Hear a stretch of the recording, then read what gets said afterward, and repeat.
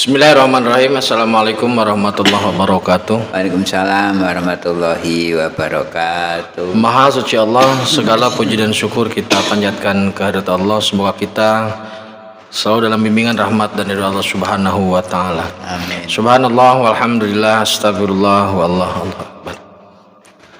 Kembali bersama kami dari tim Raja Wali Nusantara. Kali ini masih ditemani berdialog dengan Pak Ustadz Supardi SHGMM. Iya. Atau dengan Pak Ustadz Raja Wali. Saudaraku, kita masih sedang membahas terkait budaya yang ada di Nusantara. Kita masih sedang di Jawa, Pak Ustadz ya. Iya. Sudah banyak yang kita bahas. Kali ini kita akan membahas terkait dengan sosiopak, Iya. terkait dengan kesenian hiburan, Iya. lebih kepada hiburan. Yang sangat populer. Jadi banyak sekali hiburan-hiburan di masyarakat yang sering kali dilihat tidak masuk akal. Iya. Semisal kalau di Garut ada lais, kemudian ada kuda, di Jawa Tengah ada kuda lumping, Iya. ada sintren dan sebagainya. Banyak sekali, ada reog di Jawa Timur. Iya. Nah, ini kita akan mencoba bahas secara proporsional dari aspek tauhid, kemudian dari aspek manusianya. Iya. Karena kan kuda lumping makannya beling. Jadi rasionalnya bagaimana? Kuda lumping kok bisa makan manusia kok bisa makan beling? Iya. Gitu. Jadi kita mencoba membedah secara rasional tapi tetap dalam sudut pandang tauhid. Iya. Jadi begitu Pak Ustadz. Iya, betul. Budaya-budaya ini nanti sebenarnya harus tetap dilestarikan. Cuman garisnya atau pembatasnya di mana juga harus kita bahas. Silakan Pak Ustadz untuk pemaparannya. Bismillahirrahmanirrahim. Assalamualaikum warahmatullahi wabarakatuh. Waalaikumsalam. Alhamdulillahirabbil alamin. Kita bersyukur kepada Allah SWT, keberkahan keselamatan buat kita semua. Saudaraku, bahwa ini kesempatan ini kita akan bahas tentang kuda lumping dulu. Jadi kuda lumping ini adalah satu hiburan, kesenian yang sudah merakyat dengan kos yang rendah. Jadi imajinernya dulu itu gini loh Kang, asalnya. Awalnya itu mau beli kuda, tapi kuda Australia mahal. Akhirnya cari kepang. Dibentuk kuda, dinaikin. Nah setelah dinaikin, ini kan terus dibumbuin. Nah supaya awet ada bumbunya, namanya magic jar. Bumbunya magic. Nah biasanya kuda lumping ini ada pawangnya. Nah pawangnya dia punya, yang saya tahu juga punya pusaka untuk itu, keris biasanya Kang. Nah keris ini memiliki daya untuk semacam pengendali sekaligus ini permainan. Jadi sebagai simbol nanti jadinya, waktu jadinya dan waktu menyelesaikannya gitu ya. Kayak remote lah. Remote-nya itu. Remote-nya itu. Nah kemudian kuda lumping ini sebelumnya memang disiapkan, dari perangkatnya semuanya disiapkan, obor rampe itu disiapkan, sehingga ketika pentas dengan dengan iringan kendang, gong, dan itu akan menjadi, dan nanti akan di luar nalar. Nah, di luar nalar makan beling, kemudian minumnya kelapa kupas sendiri, kelapa ngupasnya pakai mulut, pakai gigi karena belum ompong. Kalau sudah ompong nggak bisa juga. Jadi pakai gigi kuat, terus dikepruknya pakai kepala. Nah itu kan di luar nalar semua. Nah saudaraku, bahwa sebenarnya permainan kuda lumping ini adalah permainan menggunakan semacam olah emosional, olah nafsu. Jadi nafsu ini diolah sehingga di luar batas kewajaran dan di batas normal. Jadi power itu. Jadi power, karena powernya sudah ngumpul.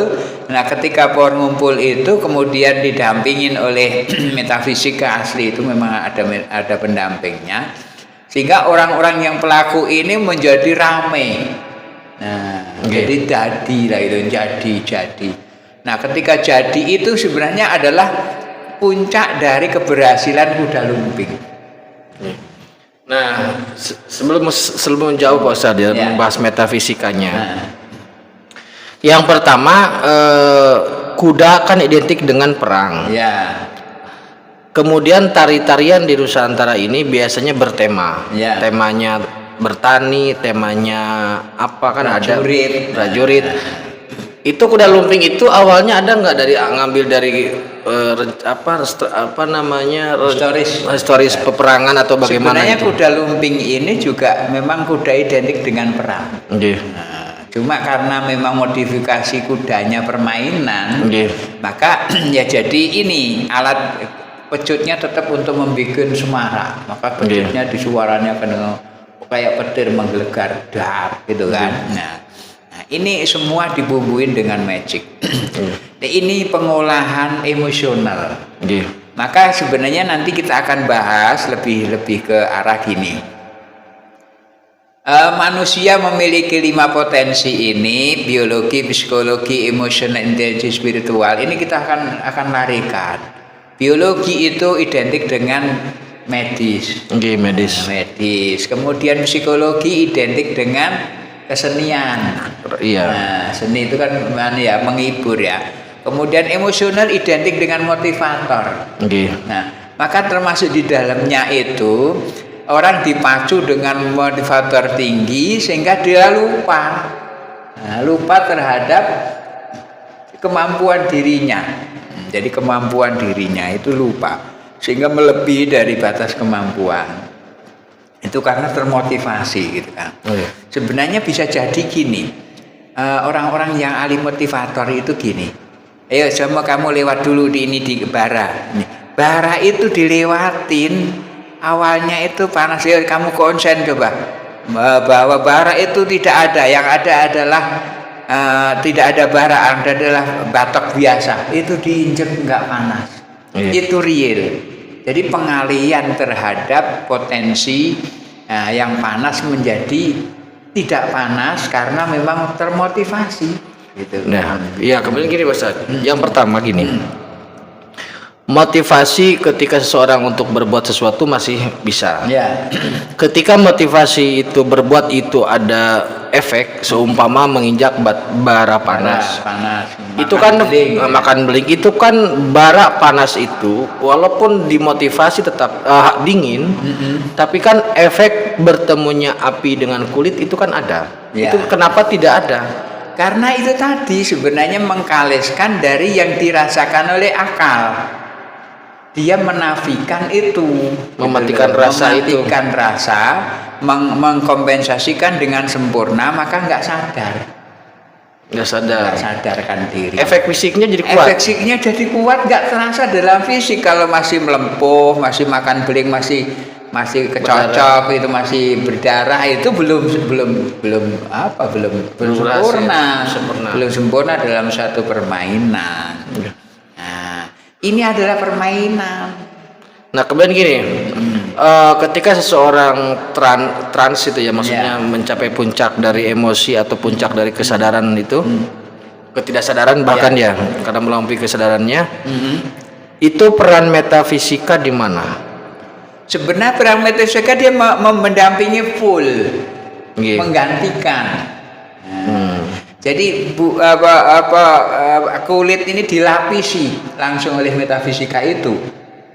Sama dengan orang yang kebal itu, sebenarnya aji lembu sekilan itu dibacok jaraknya masih satu jengkal. Tapi kelihatannya sudah sampai, tapi sebenarnya satu gini. Itulah sebenarnya melapisi. Nah, itulah kerjaan metafisika. Itu karena misteri maholak itu. Nah, karena mengolah belum sampai ke situ ya. Belum. Mengolah emosional itu menjadi satu realita dalam bentuk nyata melebihi dari batas normal. Maka itulah menjadi namanya power. Perisai, pelindung. Power. Nah, itulah sujudnya perisai. Nah sekarang kita lihat apakah ini kemusyrikan. Nah ini yang perlu ini coba. Nah Ketika ada metafisika yang masuk di sini, Pak Ustadz, ya, yang melapisi. melapisi ya. Nah, apa namanya? Ini persekutuan atau bukan gitu? Ya, apakah ini kemusyrikan? Iya. Gitu ya. Sebenarnya kemusyrikan di luar ini. Maksudnya gimana itu? Karena kemusyrikan kaitannya dengan ibadah dan tauhid. Ini sosiolog murni, perilaku. Ya, jadi kalau ketika orang itu nggak sadar, sebenarnya hukum fikihnya juga nggak wajib sholat dan nggak sadar kan? Tapi ini disengaja, Pak Ustadz. Iya, sengaja atau tidak sengaja. Tidur kan sengaja tidur. Ketika sudah tidur berarti sudah nggak sadar. Sama ini permainan, ketika dalam main awal masih sadar, ketika sudah menyatu itu tadi, melapisi, jadi nggak sadar. Nah, nggak sadar itu sebenarnya hukum fikihnya sudah lost. Nggak kena Nah, hukum. ini yang akan kita hukumi, kita narik satu permasalahan, nggak ada kaitannya dengan kemusyrikan. Karena apa? Ketika dia sudah nggak main, dia tetap sholat dan ibadah itu selamat. Ya. Oke, sekarang gini, Pak Ustadz. Ya. Dia kan yang pertama namanya pawangnya, timnya Ya. lah. Ya. Timnya itu kan sangat paham Ya. bahwa ini Durasi sekian, berkecimpung dalam metafisika, betul, mengundang makhluk saja dan sebagainya. Ada niat untuk berserikat atau bersekutu. ada zat sinergi. Ada sinergi untuk sekutu bermain. berarti beda ya. Sinergi yang Iya. kebiara kalau sekutu kesirikan, kalau ini sinergi, ada niat sinergi. Nggih. Apakah ini bagian dari persekutuan Nggih. dengan ketauhidan kan gitu ya? Nggih. Ternyata enggak. Enggak ya. Enggak. Karena lepas dari tauhid dan ibadah. Gitu loh. Ketika dia profesinya kuda lumping untuk nyari rezeki, gitu kan ya. Okay. Nah, ketika di luar permainan sholat dan ibadah, nilainya apakah di permainan apa di luar kan? Pasti di luar. Nggih. Karena ini adalah suatu keahlian. Sebenarnya hampir mirip dengan tukang cukur. Nah, hampir mirip dengan dokter. Hanya saja ini menggunakan Metode sinerginya spirit metafisik, bukan spirit ya, metafisik. Ini juga punya keahlian khusus, nggak bisa setiap orang bisa, nggak bisa. Jadi ini anggap ala profesi saudara kita yang harus kita apresiasi. Saya nggak bisa loh, walaupun saya S2 gitu, jadi tukang cukur nggak bisa kan, nyukur sendiri apalagi. Berarti profesi ini harus diakui luput dari ketauhidan dan ibadah ketika dia tetap ibadah dan tauhid kepada Allah, itu artinya ke sana. Oke, ini agak apa namanya irisannya harus lebih dipertegas, ya, Ustaz. Karena gini, selama ini jangankan bermain dengan metafisika. Ketika apa namanya itu kan ketika menyuruh metafisika untuk melapisi, kan secara otomatis ada reward untuk dia, untuk makhluk itu. Pasti. Nah, irisan tauhidnya ini agak harus tegas, Ustaz. Dalam artian menegaskan ketika ini aman gitu loh, secara tauhid aman. Orang melakukan itu profesi dengan kesadaran mutlak, keahlian, sadar bahwa itu menggunakan metafisika, menggunakan jin atau dan sebagainya. Kemudian dia mungkin tahu resiko setelah itu, maksudnya apa namanya, setelah permainan selesai apakah makhluk itu terus berpengaruh atau tidak, gitu loh. Jadi sebenarnya itu suatu profesi. Jadi profesi itu memang digunakan saat-saat tertentu. Maka ketika collaboration ini kita anggap bukan makhluk jin ya. Kita anggap bahwa ini adalah makhluk yang memang memiliki profesi. Sebenarnya kebanggaan makhluk ini ketika tersalurkan energi yang dia miliki itu juga bagian dari kebanggaan. Jadi makhluknya pun spesial. Khusus kuda lumping. Sama dengan guru akan bangga ketemu muridnya jadi juara 1. Ya kan? Profesinya ngajar, maka ketika transfer knowledge-nya dia sukses, jadi juara 1, bahkan internasional dia jual olimpiade, bangga nggak gurunya? Nah, sama ketika makhluk ini dia bisa mensinergi dengan seseorang dengan mampu menampilkan, nah dengan gerakan yang memang di luar batas kemampuan manusia. Nah, itu sebenarnya ada kebanggaan di situ. Karena di hadapan Allah nilainya 1 kan? mau fisik, mata fisik, mau dohir, mau goib, di hadapan Allah nggak ada bedanya. Iya. Nah, jadi apa namanya? Ini kan pandangan terhadap jangankan kuda lumping Pak, Ya. megang keris aja kan sudah banyak Betul, yang ada di situ. sampai segi. Nah, tapi kan kita luruskan pegang Iya. handphone sama keris kan bedanya apa kan? Oke. Nah, ini bersinergi dengan makhluk-makhluk metafisik.